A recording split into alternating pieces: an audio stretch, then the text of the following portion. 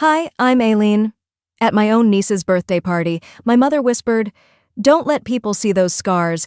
It's upsetting the children." Then my sister grabbed my arm and snapped, "Cover them up. You're ruining the photos." They thought they were shaming me. But when a retired general noticed the faded unit tattoo on my forearm, the room went dead silent. Before we dive in, what time is it where you are? Drop a comment. We read everyone. Now let me show you what they never expected to happen next. Dad's birthday invitation slid through my mailbox on a damp Thursday morning, 47 hours before the party. The cream envelope looked elegant, but the ink on my name, Aileen Rayner, was smudged, as if someone had second-guessed spelling it. For 10 minutes, I stood in the kitchen turning the card over, weighing the risk of reopening a door I'd closed after the last Thanksgiving argument. The RSVP card was already ticked yes in someone else's handwriting. Typical. They wanted the head count, not my voice. I tossed a handful of clothes into an overnight bag, then hesitated at the dresser. Lying atop a stack of VA statements was the brown handkerchief I'd carried home from Iraq. It was coarse, stained in one corner with iodine, and embroidered in the barracks by a corpsman who didn't make it back. I slid it into my purse, not to honor him if I'm honest, but to cover the scar running like dried riverbed from my wrist to my elbow, the scar my family pretended was an eyesore we'd all be better without. The drive to Fairfax took 90 minutes. October light filtered through red maples, but my palms still gripped the steering wheel the way they had gripped a Humvee door the night we were hit. At red lights, I caught my reflection in the rearview mirror, silver hair at the temples, skin tougher than it once was, but eyes steady. I arrived at the event hall just before sunset. Valets in black vests whisked BMWs and Teslas to the side lot. My Toyota pickup earned a raised eyebrow. Inside, chandeliers glowed over gold-clothed tables. My sister Celine glided toward me, ivory dress hugging her like a press release. "You made it," she said, voice pitched for nearby donors. The hug was cool, fingertips only. "You look healthy," I murmured thanks. She pulled back, gaze dropping to my arm. "You brought a wrap, I hope? Photos start in 20 minutes. My smile held. "Good to see you too." Guests milled around high boy tables. A cousin I hadn't seen since Mom's knee surgery nodded without recognition. My brother-in-law Wade lifted his scotch and announced to a cluster of lawyers, "Celine's younger sister. Served somewhere overseas, right?" Laughter. I located the bar, ordered club soda, and pretended the fizz drowned the echo of his words. The photographer called for immediate family. Someone handed me Dad's orthopedic cane to hold so he could stand straighter in the photo. As I stepped beside Celine, she hissed, "Other side, Aileen. Sunlight's better for smooth skin." I moved left. She pursed her lips. Farther. I ended up near a potted palm half out of frame. Flashbulbs sparked. My sleeve rode up, revealing the ragged edge of the scar. Celine's smile cracked. She whispered, "Cover them up. You're ruining the photos." Conversation around us faded. I reached into my purse, drew out the handkerchief, and wrapped it slowly, knotting the cloth like I was tying off memory. The photographer cleared his throat, snapped again, and declared the shot perfect. Afterward, I drifted toward the antipasto table. A woman with a diamond crucifix asked if I was one of the caterers. I said no, took a single grape, and moved on. Near the punch bowl, Wade regaled an insurance broker with tales of his new beach condo. Purchased, he bragged, without dipping into retirement. I wondered if the monthly withdrawals from the Aileen Recovery Fund helped. A voicemail buzzed in my pocket, an old message I kept saved for nights when silence felt heavy. Mom's voice, brittle. "We just don't know how to explain this to people, honey. Maybe skip Christmas this year until you've healed." That was 8 years ago. I never pressed delete. A toast bell tinkled. I re-entered the ballroom, seating myself at a table marked "reserved but empty." Celine stood at the podium, crystal flute in hand. "To the women who hold this family together," she declared, eyes locking onto mine. "Strength comes in many forms." Applause washed over me like lukewarm rain. I clapped twice, palm against fist, the handkerchief still hiding what made me, in her view, defective. My gaze drifted across the room and snagged on an older man seated alone near the doors. Steel gray hair, shoulders squared despite the cane leaning against his chair. A small Vietnam service pin glittered on his lapel. He studied me not with pity, but with the practiced attention of someone scanning a battlefield for movement. Our eyes held. He rose carefully, gripping the cane, then began walking straight toward me.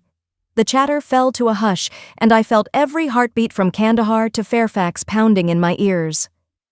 He closed the distance with measured steps, cane tapping once for every 2 heartbeats I tried to quiet. By the time the general reached me, the laughter had fizzled, and the string quartet stumbled into silence as if someone yanked their sheet music away. "Ma'am," he began, voice carrying the gravel of barracks mornings, "may I see the rest of that stitching?" Instinct tightened my fingers over the brown cloth. Curiosity rustled behind us. I should have refused, tucked my arm beneath the linen napkin, vanished back into the edges. Instead, I peeled the handkerchief down an inch, just enough for the faded outline of a falcon clutching lightning bolts to surface. He drew in a breath that sounded like memory. Then, leaning closer so only I could hear, he spoke 4 words, a call and answer from a world still classified last week. "Shadow holds, sunrise runs." The reply left my mouth on reflex. "Midnight waits, mission done." I hadn't said it in 9 years. General Harold Loring straightened, eyes shining. "Ghost Echo," he announced, pivoting toward the crowd. "Declassified as of Tuesday. Folks, this woman served in the finest casualty extraction unit our Army ever fielded." Gasps fluttered across the room like startled birds. A cocktail glass clinked to the floor. Even the photographer's flash paused mid-charge. Celine's perfect posture wilted. She pressed a hand to her necklace, pearls slipping between manicured fingers. I could have shrunk. Instead, I stood rooted, unsure whether to thank him or beg him to stop. Validation felt suspicious, like a check written on an overdrawn account. The general raised my hand gently, almost courtly. "Kandahar, August 06. Ghost Echo pulled 3 of my boys from an alley ambush. Only a handful of medics made it home. She's one." A lone clap broke the hush, then another. Applause built, hesitant but genuine. I didn't bow. I couldn't move. Lights seared my eyes, and for a second the banquet hall blurred with the glow of a burning convoy. Celine swept in, smile lacquered on. "Well," she trilled, "I guess even black sheep get medals now." Her laugh varnished the words, but the barb landed true. Mom chuckled too loudly, squeezing Celine's arm as if applause were a virus we might catch. Dad lifted his phone, pretending it vibrated, and slipped toward the lobby. My niece tugged my sleeve. "Aunt Aileen, did it hurt?" "Some," I answered, unclenching my fist so she wouldn't see my knuckles bleaching. General Loring guided me toward a side corridor lined with commemorative photos of other events, anniversaries, fundraisers, never wars. We stopped beneath a sconce. "I recognize the family name," he said. "You treated Lieutenant Carter, my godson. He's a surgeon now, thanks to you." He hesitated. "He wrote your folks, multiple times. You never got those letters?" My chest hollowed. "No. I was told the mail went missing." His lips pressed thin. "They didn't lose it. They buried it. And your commendation packet, it stalled in legal. Political trade-off from what Carter pieced together. If you're ready to drag it into daylight, I know an attorney who lives for this." I steadied my breathing. "Send me the number." My hand found the edge of the napkin again, thumb rubbing the embroidered thread until heat warmed the scar beneath. Nearby, Celine whispered to the event photographer, gesturing toward my deserted table. The man nodded, tapping his camera screen. Something cold settled in my gut. Before returning to the ballroom, the general squeezed my shoulder. "You don't owe them silence." Inside, conversations swirled, now flavored with cautious respect. Strangers approached with soft congratulations, but the compliments glanced off, unable to penetrate years of practiced invisibility. I thanked them anyway, voice even, because soldiers learn to receive awkward gratitude the way they accept midnight rations. Politely, then keep moving. At our family table, Celine's laptop sat open beside the centerpiece. She clicked, frowned, clicked again. I watched thumbnails of the evenings scroll past, family portraits minus the potted palm, Aunt Marlene hugging Wade, Mom laughing near the cake. In none of them did my handkerchief appear, my scar, my face. Each image where I'd stood seconds earlier now framed an artful gap. One by one she highlighted files and tapped delete. Her head tilted when she sensed me. Digital clutter, she explained, tone honeyed. No reason to keep redundant shots. You mean shots with me? If that's how you want to frame it. She closed the lid, smile shrinking to a slit. You got your applause. Let's not make it awkward. Behind her the general conversed with Dad, whose expression had curdled into something between annoyance and fear. I reminded myself to breathe. Celine reached for the laptop again. I laid my palm over hers, gently but immovable, the napkin's edge brushing her wrist. There's nothing redundant about truth, I said, meeting her eyes. Her answer was a whisper, soaked in contempt. Watch me. And she resumed erasing, thumbnail by thumbnail, until the evening we shared dissolved into blank space. I blinked once, maybe twice, trying to convince myself I hadn't just seen what I saw.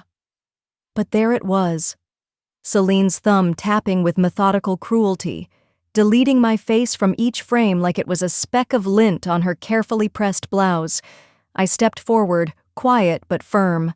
Why are you deleting those? I asked, my voice low enough for civility, sharp enough to cut glass. She didn't even look up.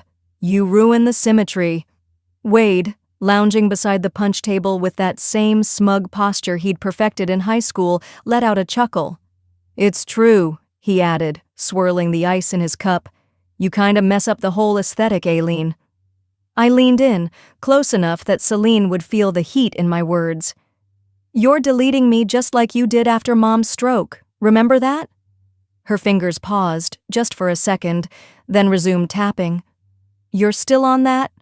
She murmured, as if I were talking about a parking ticket and not the erasure of a person. The memory crashed in before I could brace for it. I had flown home on emergency leave, still in uniform, boots dusty from a tarmac halfway around the world, but no one picked me up. No one even told me Mom was in the ICU until 2 days after she'd been admitted. When I finally walked into her hospital room, the nurse had looked at me with confusion. They said you wouldn't come, she told me, that you were unreachable. Unreachable, as if I'd been floating in space instead of responding to encrypted emails daily. They'd told the hospital staff not to expect me, signed paperwork without me, assigned medical power of attorney to Wade, of all people. Back in the present, Celine finally lifted her eyes, bored and unfazed. We didn't think you'd show. You disappear for years, then come back acting like you've been wronged. I felt my chest tighten, but I didn't let it rise to my face. You had every way to reach me. You chose not to. She shrugged, as if I were simply an old receipt she forgot to throw out. A small group had started to form around us, relatives lingering by the dessert table, others stepping closer from the cocktail lounge, and of course, Wade couldn't resist. You act like this place owes you something, he said, laughing, like your ghost stories from overseas matter here. That stung, more than I wanted it to. Dad chose that moment to step in, not to defend, not to de-escalate, but to shut me up. Let's not turn this into a scene, he said sharply, eyes already scanning for a new exit. Celine gave him a tight smile, like a student being praised. Exactly. This is a celebration. Someone nearby muttered, This is why we keep things quiet from her. She always takes it too far. I turned slowly, letting my eyes travel across the room. Not one person spoke for me. Not one voice said, That's not fair. Just then, a projector buzzed to life and the evening's photo slideshow began. Smiles flickered across the screen, family Christmases, backyard barbecues, beach trips with neon floaties and plastic cups of lemonade, all of it familiar, all of it missing one thing: me. Not one picture from childhood, not even those awkward teen years where braces and bad bangs couldn't be ignored. It was like I never existed. My breath caught when a 4th of July photo played, the one where I remembered holding the sparkler between Celine and Wade, both of them screaming with laughter. But in the photo now, just the two of them. A cropped memory. I'd been cut out with such precision it was surgical. I stood frozen, the room buzzing with polite applause, some guests chuckling at Wade's childhood bowl cut. I was the only one who saw the glaring hole. Needing air, I slipped quietly past the chatter and down the hallway toward the coat room. My jacket was still hanging near the end, half buried behind an oversized fur someone had brought out of fashion obligation. As I reached for the sleeve, something shifted, a soft crinkle from the inside pocket. I frowned and pulled out a plain white envelope. For you, not from them. No return address, no handwriting I recognized. I opened it slowly, careful not to tear the edges. Inside, 2 pages, a photocopy of my military discharge papers. Except they weren't mine. Not really. My role, once listed clearly as Special Operations Communications Technician, was now labeled Logistical Support. My commendations? Gone. The unit name? Blurred into some generic abbreviation. Someone had tampered with it. And I knew who it had to be. Back when I enlisted, Dad had been my emergency contact. All my mail had gone through the house. He'd once bragged to neighbors about his daughter in the big leagues. But somewhere along the way, the letters stopped coming. The awards never arrived.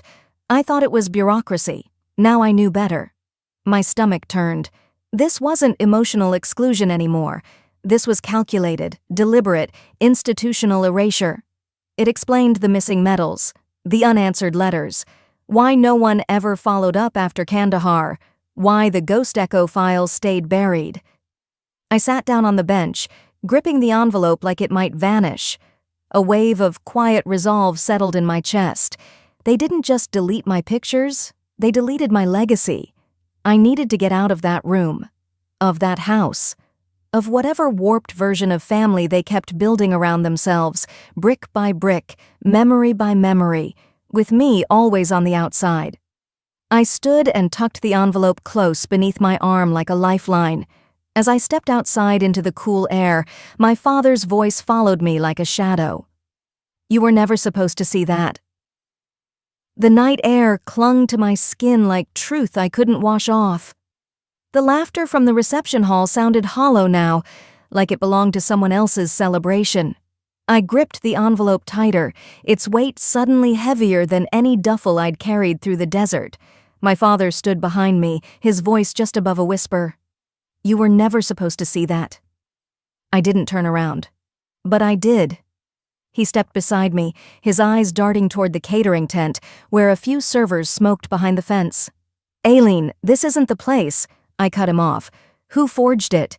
His jaw tightened. He glanced at the envelope in my hand, then away. It was handled by the legal team. Don't dance around this. That's not what I asked. My voice was steady, but my heart thudded in my ears. You signed off on it, didn't you? A long pause. Then finally, he nodded. I did what was best for the family, he said too quickly. You were unstable, angry. You came back with changes. I took a step back, trying not to laugh. Unstable? I was coming home from a war zone. I was supposed to be angry. I was supposed to be different. He ran a hand down his face, looking older than I remembered. There was more to it. A political mess. A congressman's son got caught in something during your deployment. He lost his commission. The army wanted someone to blame. It could have gone public. I stared at him. So you erased me? They offered us a deal. Quiet discharge. No charges. Your name clean. They told us someone in your family had to co-sign for it to be sealed. And you signed away my dignity without asking me? He didn't respond, just looked at the ground, ashamed or pretending to be. I let silence hang between us. Somewhere behind the tent, a bottle clinked into a bin. You knew I'd come back and feel the cold. You just never thought I'd figure out why.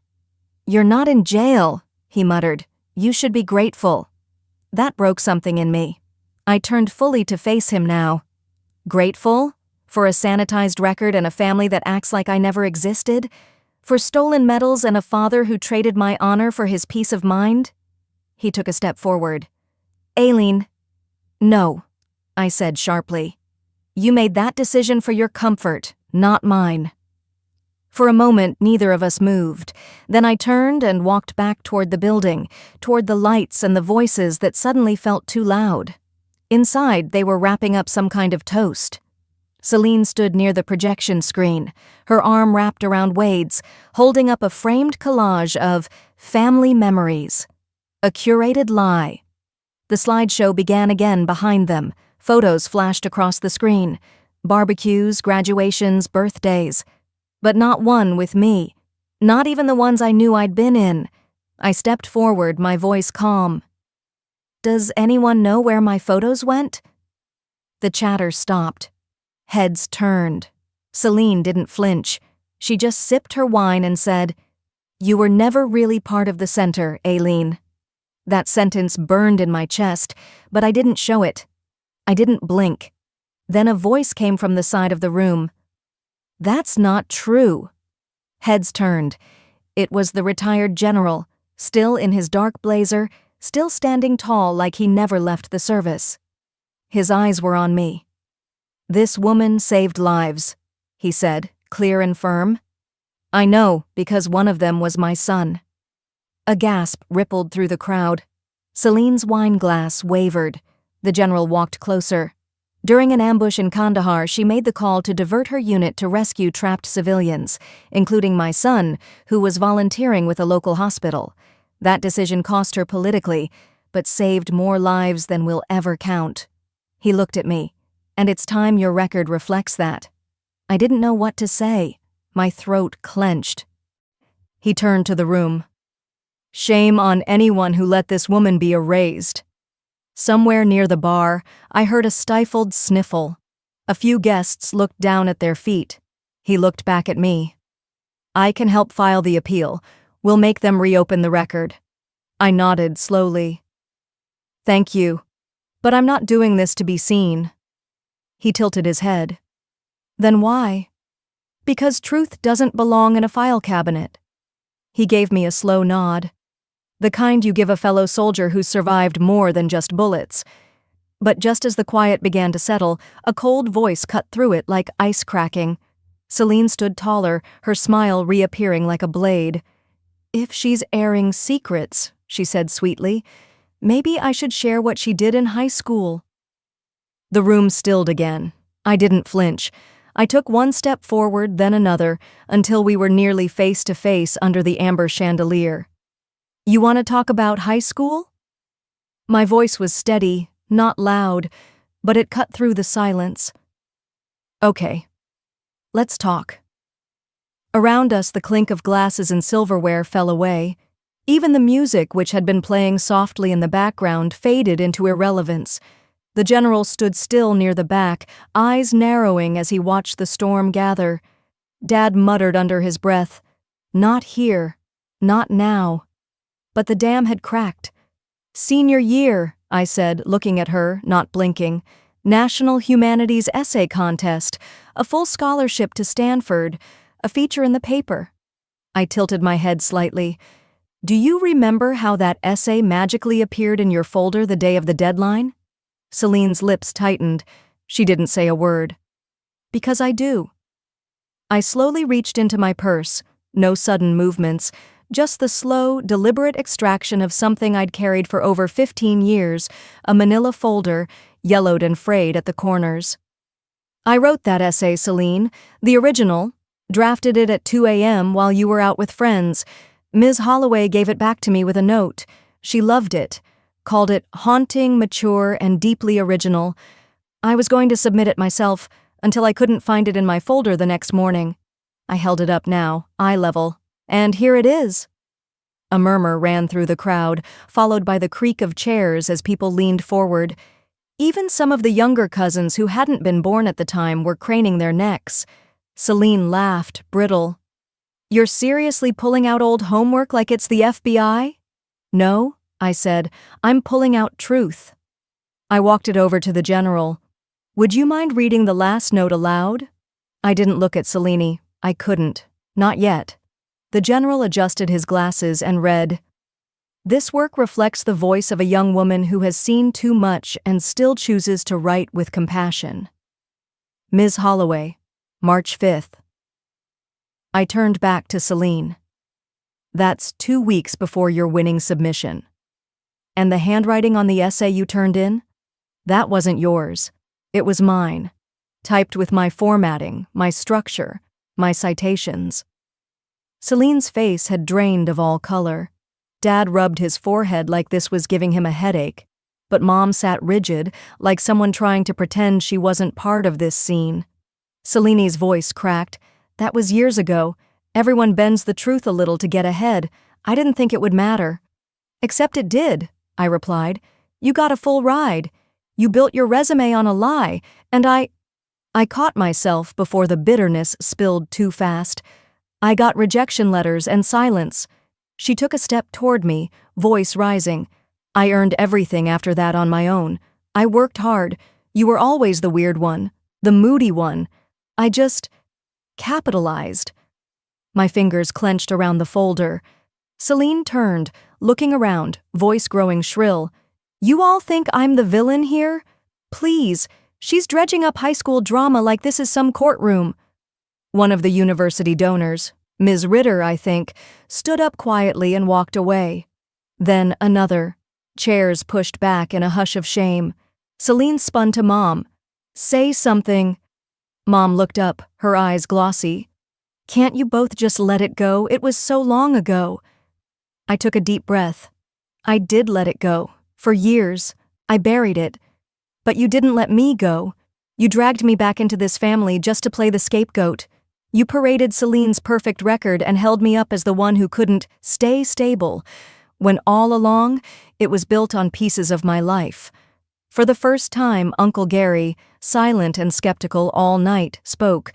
We always wondered why you didn't end up at Stanford. Thought maybe you just didn't care enough. His words stung more than I expected.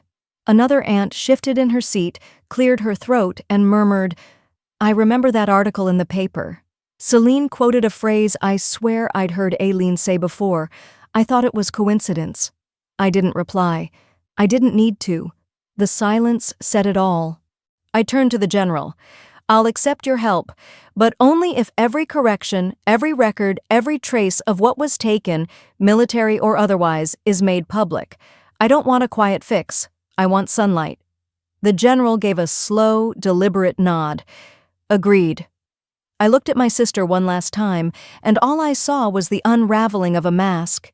Just when I thought the air might begin to clear, Celine leaned toward our mother and whispered, loud enough for me to hear, just barely, She doesn't know about the second fund, does she? My hand froze on the stem of the wine glass. Did she really just say that? I turned my head slightly.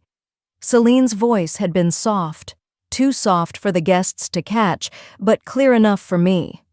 She doesn't know about the second fund, does she? Her eyes flitted to our mother and then to me, like she was testing just how much damage she could still inflict. I didn't react, not in front of everyone. I simply set the glass down, smiled at the general with a tight nod, and excused myself from the table. The house was dim and quiet by the time I made it inside. Most of the guests were still out on the back patio finishing drinks, laughing nervously, pretending the evening hadn't imploded. I stepped into the kitchen. The low hum of the refrigerator filled the silence, and there she was, my mother, wiping down an already clean counter like it might distract her from what was coming. Mom, I said, my voice low, deliberate. What's the second fund? She paused, then turned around with a practiced smile. Aileen, honey, it was just something your father set up, a small backup. We never touched it, just for emergencies, that's all. I stepped closer, arms folded. Why didn't I know about it? She shrugged too quickly. You were deployed. There was no need to bother you with the details. That wasn't your decision to make, I replied. Where is it? Show me. She waved a hand. It's probably closed by now. It was just a safety net, sweetheart. I stared at her, and for a second I saw the flicker. Something behind her eyes shifted. Not confusion, not regret. Guilt. I turned without a word and headed down the hall. My father's old office door was still shut. I hadn't stepped foot in there since before my second tour. I reached into the junk drawer by the sideboard, the one where he always kept the backup key, and felt for the familiar metal ridge. It was still there. Inside, the office smelled faintly of paper and old cologne. Nothing had changed. Not the dusty family photo from 1992, not the framed veteran supporter certificate that hung beside the bookshelf. The bottom drawer of the old filing cabinet was locked. Not for long. I slid the key in, turned it, and the drawer gave way with a reluctant groan. Inside were folders, neat and labeled. One caught my eye immediately. Aileen Rowe Recovery Fund, Trustee Elizabeth Rowe. My chest tightened.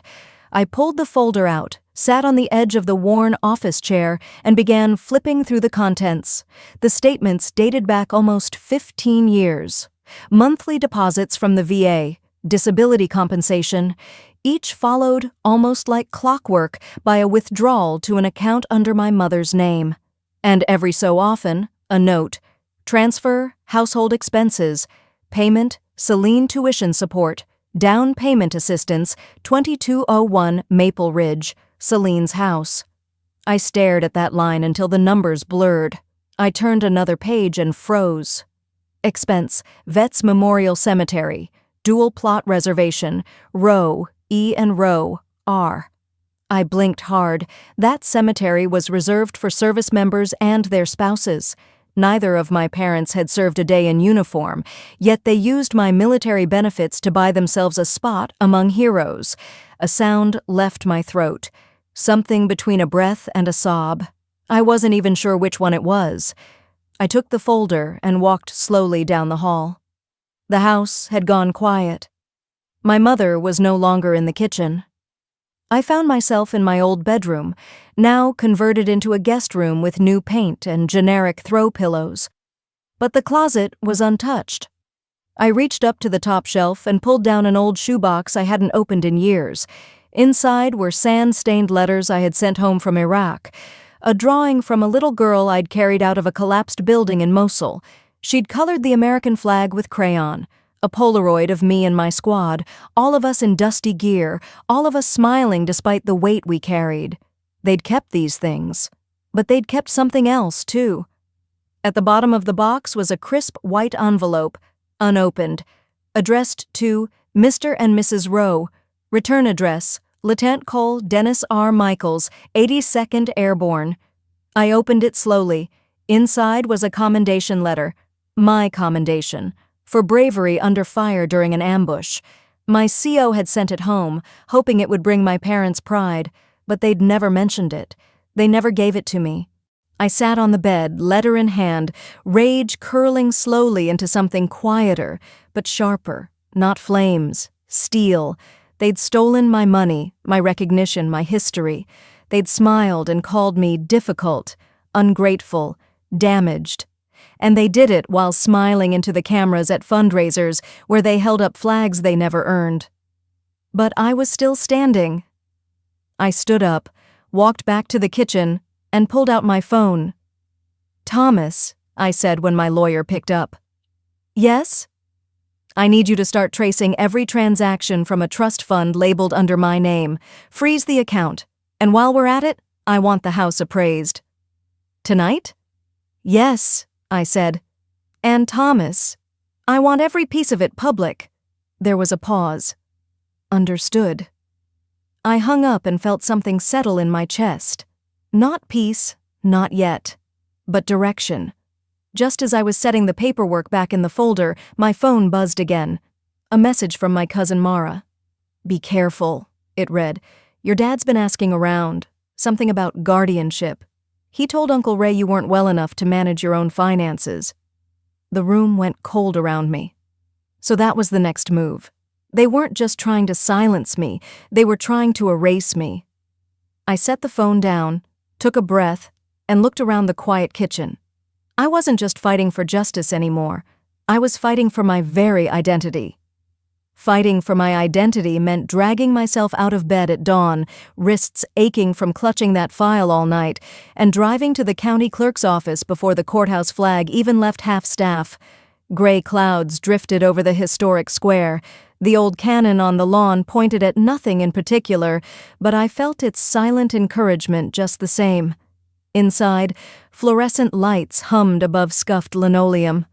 I carried a binder stuffed with trust fund statements, forged discharge forms, and the provisional guardianship letter Celine never imagined I would see.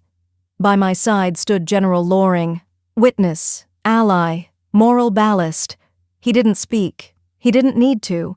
His presence said everything. At the counter, a clerk with coffee-stained paperwork blinked as I slid my petition across.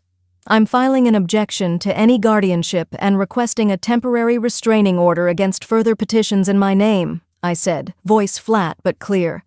The clerk skimmed the first page, eyes widening when she saw my father's signature above a dead doctor's stamp.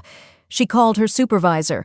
Within 20 minutes, the emergency motion was stamped received and whisked upstairs to the probate judge. Steely resolve gave way to cautious optimism. One wall fortified.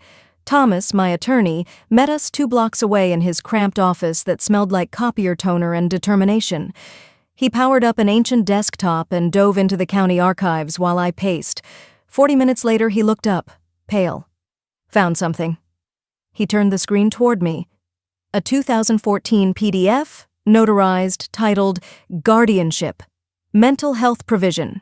My father's name in bold. The co-signature? Dr. Kenneth Wilcox, our family GP who'd passed away 9 years ago. It was never filed, Thomas said, pointing at the blank docket stamp, but it's valid enough that they could recycle it. They planned this, I whispered, anger coiling low in my belly. Filed the bullet, waited for the right day to fire it.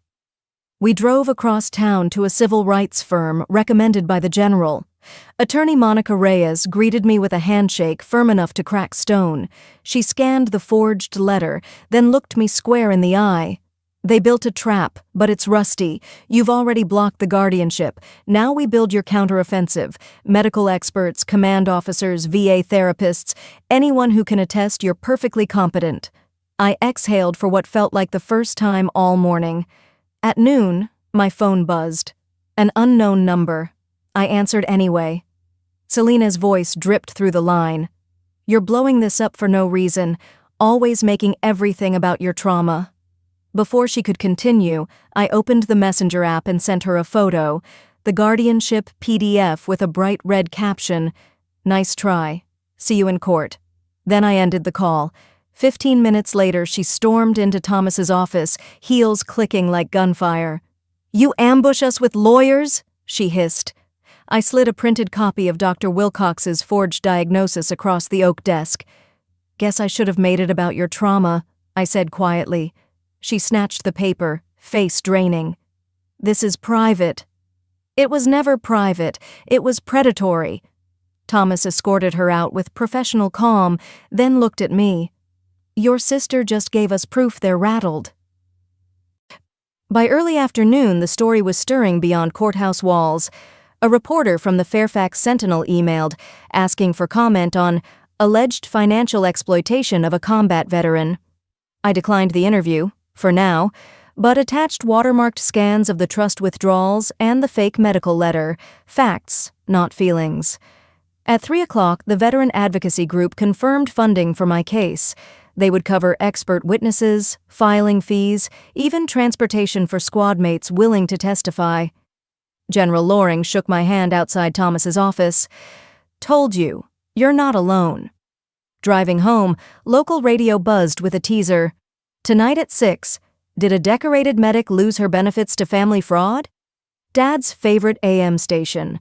I pictured him gripping the steering wheel, knuckles white. Back at the house, I sat with Thomas on a conference call while he scheduled the preliminary hearing. 2 weeks out, enough time to gather records, not enough for my parents to conjure new excuses. We'll subpoena the bank, the cemetery, the VA deposit logs. Thomas said. "Your father's diagnosis won't survive daylight." I nodded. "Let's make it public." That night, exhaustion pressed behind my eyes, but sleep wouldn't come. I reread the commendation letter, the ink steady even as my hands trembled. Around midnight, headlights cut across my curtains and stopped. A sedan idled at the curb. No engine trouble, no door opening, just the hum of intimidation. It remained there until the sky bruised with pre-dawn blue, then rolled away without a trace. I jotted the time in a notebook, underlined it twice. Whatever they planned next, I'd be ready. 2 nights before the hearing, the same car returned. It parked beneath the flickering street lamp outside my window and stayed 4 hours, engine off, silhouette visible behind the glass, before melting into the darkness just as the first bird broke the silence. I watched from behind the curtain, phone camera recording, pulse steady. They wanted fear. All they fed was my resolve.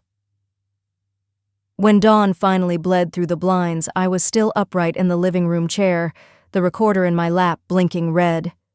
The sedan down the street coughed to life, taillights winking before it rolled away. 4 hours of engine-off vigilance, no reason except intimidation. That made it personal. I showered, dressed in jeans and a VA softball tee, and tucked the recorder into my pocket along with a small spiral pad. Outside, the chill carried the scent of wet leaves and diesel. I crossed the curb, snapped a photo of the plate, Virginia tags, numbers easy to memorize, and headed for the pickup. On the way to the vet center, I phoned Dwight, a buddy who ran vehicle checks for the county. "Off the record," I said, giving him the plate. He whistled low 10 minutes later. "Registered to a Jake Rowe, Arlington." Jake, our second cousin, the one who'd texted me pictures of his new bass boat but hadn't bothered to send Mom a get well card. Funny how family chooses its moments. Dwight lowered his voice. "Seen that tag flagged by neighborhood patrols near your street twice this week." My grip tightened on the steering wheel. "Appreciate the heads up." At the VA center, I borrowed a cubicle and used the office phone to call Jake from a blocked number. I pitched my voice light, casual. "Hey man, it's Wade, Celine's husband, need an update. The usual spot?" Jake took the bait. "Yeah, I'm keeping an eye. She's at the VA again, same routine. Tell Uncle Ron she lives alone most nights. Easier if, well, you know." The room seemed to tilt. Easier if I went down quietly. "Thanks," I said, then hung up before my pulse betrayed me. I texted Jake from my own line. "Coffee? Need to clear the air." He responded in under a minute. "Guilt loves speed." We met at Riverside Diner, neutral ground. He slid into the booth opposite me, smelling of cheap aftershave and confidence. I clicked the recorder inside my purse. "Long week," he sighed. "Family drama, huh?" I stirred my coffee. "Tell me about it." Words spilled. Dad had promised him a slice of the estate once the guardianship went through. If I was declared incompetent, the house would sell, debts would clear, everyone would be happy. Everyone except me. I let him talk until the self-pity pooled on the table. Then I lifted the recorder, pressed stop, and set it beside his mug. "That little device disagrees," I said. Color drained from his cheeks. "Aileen." "Save it. My attorney will call. Cooperate, or that recording becomes public." I walked out, recorder in pocket, leaving him to pay the check. Thomas nearly dropped his glasses when I played the tape in his office. "This is organized coercion," he said. "We can add criminal conspiracy to the filing." He burned copies, emailed the prosecutor, and requested a hearing expansion. The judge approved public testimony, wheels turning. Word leaked fast. By evening, veterans I barely remembered were messaging. "You stitched my shoulder in Kabul. I'll speak. You dragged me to the chopper under fire. Count me in." The VA assigned a liaison. They'd back me on competence. That momentum rattled the house of cards. My phone rang. Mom, voice quivering. "Why are you doing this to us?" I answered evenly. "I'm doing it for me, Mom, and for every vet who can't fight back." She started to cry. I let the silence sit, then ended the call. Minutes later, a text from Dad. "You don't know what you're starting. Delete. Night fell. I spread every document across my kitchen table: the forged diagnosis, the siphoned trust statements, bank printouts, cemetery receipts, my real discharge papers. Pages overlapped like armor plates. I whispered to the empty room, "Tomorrow I speak, and they will listen." The clock ticked past midnight. I closed the binder, drew the blinds, and double-checked the door locks. Sleep, when it came, was shallow but dreamless. Morning light found me in the driveway loading boxes into the truck. A neighbor waved. I waved back, watchful. No sedan in sight. But vigilance had become reflex. I drove a different route to Thomas's office, eyes on rearview mirrors, noting every repeated headlight. That night, after final prep with the legal team, I brewed tea and sat at the kitchen window. At 11:03 p.m., headlights crept down the block and stopped beneath the same flickering lamp. I hit record on my phone again. The silhouette in the driver's seat didn't move.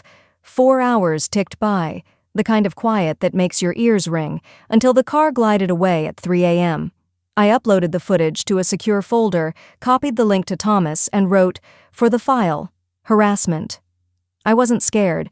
I was documenting the next piece of evidence. What I didn't know was that someone else had filed to testify, someone I hadn't seen since the dust of Kandahar settled over our boots. I learned the name of the mystery witness only when Thomas slid a supplemental list across the table an hour before court. Sergeant Major Samuel Ford, my old squad leader, the man who'd patched my shoulder with a strip of his own sleeve in Kandahar and barked, "Stay with me, Roe. Mission's not done." I hadn't seen him since medevac dust swallowed the sky. Inside the courthouse, the gallery filled fast, veterans in service caps, neighbors, 2 local news crews. My parents sat at the defense table, expressions carved from stone. Celine perched beside our mother, scrolling her phone like this was a conference break. I felt none of it. Only the odd calm that settles before the first boom. The judge, a silver-haired woman with desert tan ribbons of her own on the robe, called the docket. Our attorney outlined the trust siphoning, the forged diagnosis, the guardianship plot. Evidence screens glowed, bank ledgers, cemetery invoices, Jake's recorded confession. Murmurs swelled, then wilted as the judge raised a hand. "Call your next witness," Thomas said. A chair scraped in the back row. I turned, and there he was. Ford, uniform pressed sharp, metals glinting like rivets in the overhead lamps. He walked with the steady cadence of someone who still counted distance in clicks, not steps. Every eye followed him to the stand. Under oath, his voice carried across the wood-paneled room. "Ma'am, I led Ghost Echo 3rd Squad. Sergeant Aileen Rowe was my senior medic. August 9, 2006, she ordered a counter-route during a convoy and personally evacuated 6 wounded under direct fire. 1 was me." He tapped his chest above the bronze star. "We survived because she refused to leave any of us." Thomas asked, "In your judgment, is Sergeant Rowe competent to manage her own affairs?" Ford's laugh rumbled. "She managed a field hospital in a moving Humvee. Sir, she could run this courthouse if you gave her a map?" I heard a sharp exhale. My father's. Ford wasn't finished.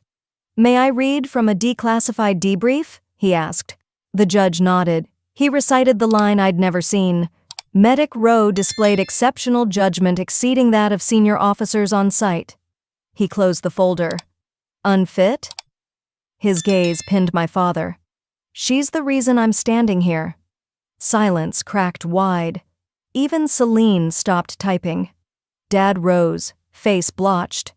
"Your Honor, this is a family misunderstanding, not fraud." The judge leaned forward. "Mr. Rowe, I have notarized ledgers showing over $200,000 transferred from your daughter's account to yours." She lifted another document. "And a provisional guardianship signed by a deceased physician. How do you explain that?" My mother buried her face in her hands. Dad's reply dissolved into stammers. Thomas motioned me forward.